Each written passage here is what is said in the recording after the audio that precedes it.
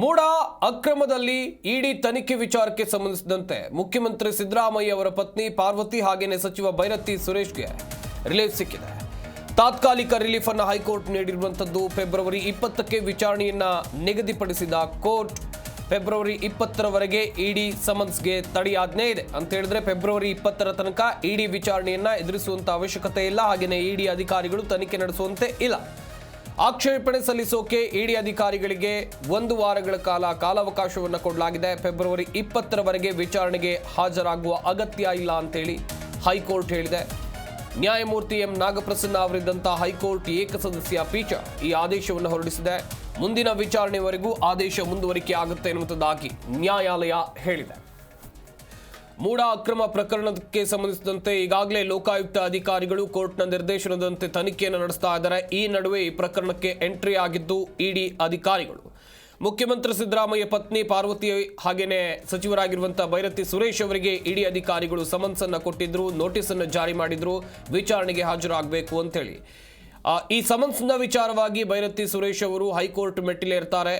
ಸದ್ಯ ಅರ್ಜಿಯ ವಿಚಾರಣೆಯನ್ನ ನಡೆಸಿರುವಂತಹ ನ್ಯಾಯಪೀಠ ಫೆಬ್ರವರಿ 20ರವರೆಗೆ ತಡೆಯಾಜ್ಞೆಯನ್ನು ನೀಡಿದೆ ಅಂತ ಹೇಳಿದ್ರೆ ಫೆಬ್ರವರಿ 20ರವರೆಗೆ ವಿಚಾರಣೆಗೆ ಹಾಜರಾಗುವಂತ ಅವಶ್ಯಕತೆ ಇಲ್ಲ, ಅಗತ್ಯ ಇಲ್ಲ ಎನ್ನುವುದಾಗಿ ನ್ಯಾಯಾಲಯ ಹೇಳಿದೆ. ಕಾದು ನೋಡಬೇಕು ಫೆಬ್ರವರಿ 20ರ ನಂತರ ಏನಾಗಬಹುದು ಅಂತೇಳಿ. ಒಂದು ಕಡೆಯಲ್ಲಿ ಇಡಿ ಅಧಿಕಾರಿಗಳಿಗೂ ಕೂಡ ಆಕ್ಷೇಪಣೆ ಸಲ್ಲಿಸೋಕೆ 1 ವಾರಗಳ ಕಾಲಾವಕಾಶ ಇದೆ. ಕಾದು ನೋಡಬೇಕು ಆಕ್ಷೇಪಣೆ ಸಲ್ಲಿಸ್ತಾರಾ ಇಲ್ವಾ ಅಂತೇಳಿ. ಒಟ್ಟಿನಲ್ಲಿ ಮೂಡ ಪ್ರಕರಣಕ್ಕೆ ಸಂಬಂಧಿಸಿದಂತೆ ಯಾವ ರೀತಿಯಾದಂಥ ಬೆಳವಣಿಗೆಗಳು ಆಗ್ತಾ ಇವೆ. ಮುಖ್ಯಮಂತ್ರಿ ಸಿದ್ದರಾಮಯ್ಯ ಅವರು ತಮ್ಮ ಪ್ರಭಾವವನ್ನು ಬಳಸಿ ಮೈಸೂರು ಅಭಿವೃದ್ಧಿ ಪ್ರಾಧಿಕಾರದಲ್ಲಿ ಸೈಟ್ ಪಡೆದುಕೊಂಡಿದ್ದಾರೆ ಎನ್ನುವಂಥ ದೊಡ್ಡ ಮಟ್ಟದ ಆರೋಪ.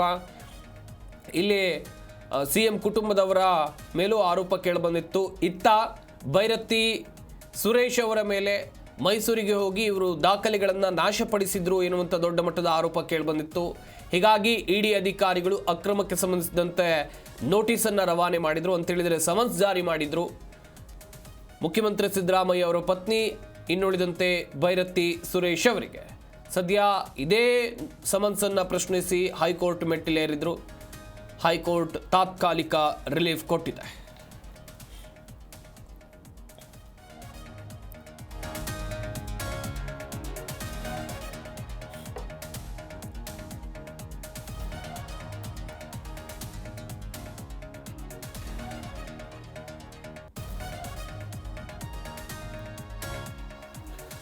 ಮೂಡ ಅಕ್ರಮದಲ್ಲಿ ಇಡಿ ತನಿಖೆ ವಿಚಾರಕ್ಕೆ ಸಂಬಂಧಿಸಿದಂತೆ ಸಿಎಂ ಪತ್ನಿ ಪಾರ್ವತಿ ಸಚಿವ ಬೈರತಿ ಸುರೇಶ್ಗೆ ರಿಲೀಫ್ ಸಿಕ್ಕಿರುವಂಥದ್ದು. ತಾತ್ಕಾಲಿಕ ರಿಲೀಫ್ ಅನ್ನು ಸದ್ಯ ಹೈಕೋರ್ಟ್ ನೀಡಿದೆ.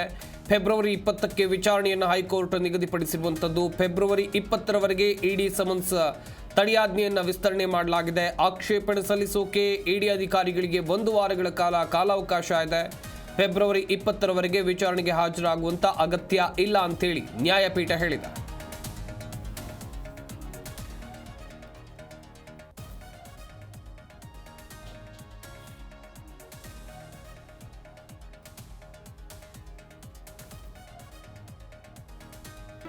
ಜಿ ಕನ್ನಡ ನ್ಯೂಸ್ ಈಗ ನಿಮ್ಮ ಮನೆಯಲ್ಲೇ ನೋಡಿ. ಎಲ್ಲ ಕೇಬಲ್ಗಳಲ್ಲಿ ಈಗ ಲಭ್ಯ.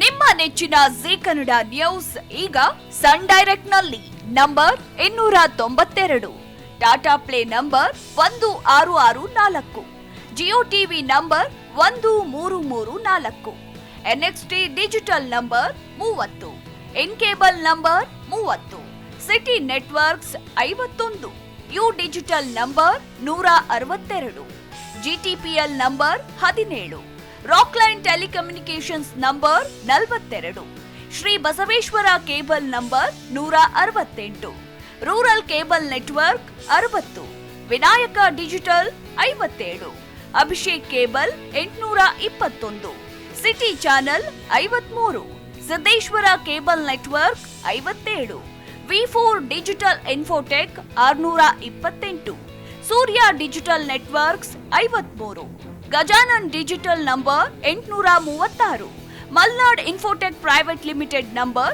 56, Metrocast number 830, Victory digital number 167ರಲ್ಲಿ ನೋಡಿ ಆನಂದಿಸಿ.